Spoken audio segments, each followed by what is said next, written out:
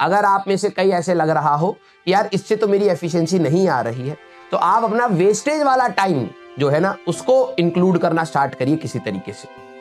अलग अलग strategy, sir मैं सुबह ये कर लूंगा, शाम को ये कर लूंगा, रात को ये कर लूंगा, रात हो गई कुछ नहीं करा। अब पता है क्या होता है, आप इतना आइडियलिस्टिक प्लान बनाते हैं। मैं तो इसलिए कहता हूं भाई फ्लो के साथ चलो, आपको भी नहीं पता कल क्या होने वाला है, ठीक है। कल कोई इमरजेंसी आ जाए, कल कोई सेलिब्रेशन आ जाए, तो उसमें आपका समय चला जाएगा। फिर आपका सारा प्लान जो आपने 5-6 घंटे लगा के बनाया है, फिर उसके अंदर आप 1-1.5 घंटा और लगाएंगे, उसको मॉडिफाई करेंगे, फिर मॉडिफाई करेंगे।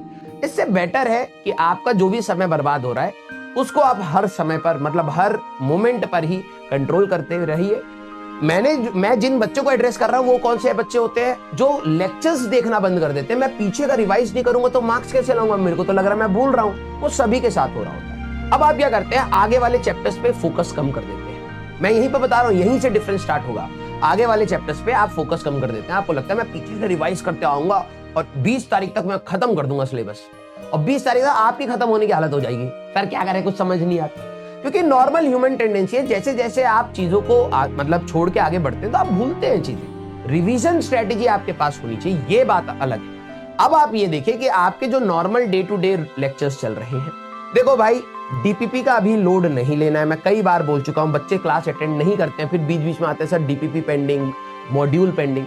होगा, ठीक है, होगा। आप लोगों ने कोई छोटा मोटा गोल थोड़ा ना लिया है भाई, तो ऑब्वियस सी बात है टाइम क्रंच होगा। थोड़ा प्रैक्टिकल सोचा करो। सर दूसरे को कैसे मिल रहा होगा, सभी को नहीं मिल रहा भाई। जिसने पहले से अच्छी तैयारी करी है उसको मिल जाएगा थोड़ा बहुत। ऐसा भी नहीं कि उसको 7 महीने प्रॉपर फ्री मिल गए, तुमसे आगे दौड़ देख ले, नहीं भाई ऐसा नहीं। सबका साइकोलॉजिकली यही होता है, यार पता नहीं अगले साल कैसे होगा, पेपर कैसा आएगा, जो मैं पढ़ रहा हूं वही इंपॉर्टेंट है या नहीं है, ये सभी के साथ हो रहा होता है। तो आप उसमें कोई नई चीज से सफर नहीं कर रहे हैं, पहली बात तो ये एक्सेप्ट कर लीजिए। आपको अपनी जो नॉर्मल क्लासेस चल रही हैं उसको मेंटेन करना है। उसका जो इंटरेस्ट आप रख रहे थे कि हाँ यार इसके बाद मैं इतने क्वेश्चन लगा पा रहा हूँ, सारे बच्चे लेक्चर्स एंड पीवाईक्यूज पर पलट जाइए बस। अब मैं कह रहा हूँ स्टार्टिंग में डीपीपीस क्यों कह रहे थे, मॉड्यूल क्यों कह रहे थे, उसका रीजन एक ही कि आप एटलीस्ट एक रूटीन हैबिट में आइए, क्योंकि आखिरी में आपकी सिटिंग आवर्स होनी चाहिए।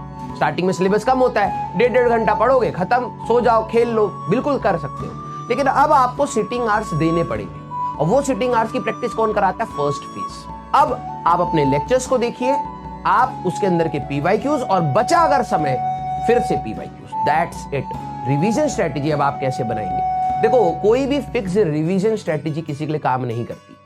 अगर आप मेरे से पूछेंगे तो मैं हर बच्चे को, अगर मैं पर्सनली मेरे सामने होता तो मैं हर बच्चे की सिचुएशन देखता कि भाई किसने कितना कबाड़ा करा है, किसने नहीं करा है, तो उसको क्या करना चाहिए। सबके लिए अलग अलग होता है। अब बात यह है कि आपको आपसे अच्छा तो कोई जान नहीं सकता, आप ही जानते हैं ना आप कितने पानी में और कितने बाहर है। तो एटलीस्ट थोड़ा सा प्रैक्टिकल होके आप अपने लिए एक सेपरेट प्लान बना सकते हैं, लेकिन ओवर बल्की प्लान मत बनाना। एक होता है बल्कि, एक ओवर बल्कि। आज ही मैं 10 चैप्टर रिवाइज करूंगा, आज ही मैं 20 चैप्टर करूंगा, नहीं, you don't have to do that. सारे बच्चे वैसे ही सफर कर रहे हैं, छोटा छोटा रिवीजन भी आपको बहुत मदद करेगा। तो आप एक प्लान बना सकते हैं, दिन में 1 घंटा मोर देन, बस नोट्स रीड करने हैं। और जो नोट्स रीड करते समय सिर्फ ये नहीं कि न्यूज़पेपर के जैसे रीड करना है, उसके साथ फॉर्मुलेज आपके हाथ से चलते चले। क्वेश्चन पूरे सॉल्व नहीं कर पा रहे, कोई नहीं, कंसेप्ट ये होता था, उसमें फॉर्मूला ये लगता था, कर लेंगे सॉल्व, देखा जाएगा। तो ये चीज आपको मैनेज करनी है। तो मैं तो यही चाहूंगा कि दिवाली के टाइम पर कम से कम 3-4 दिन आप मस्ती करो, 4 दिन खूब मस्ती करो, ठीक है। किताबें बिल्कुल बंद रखो, बंद ही रख देना किताबें।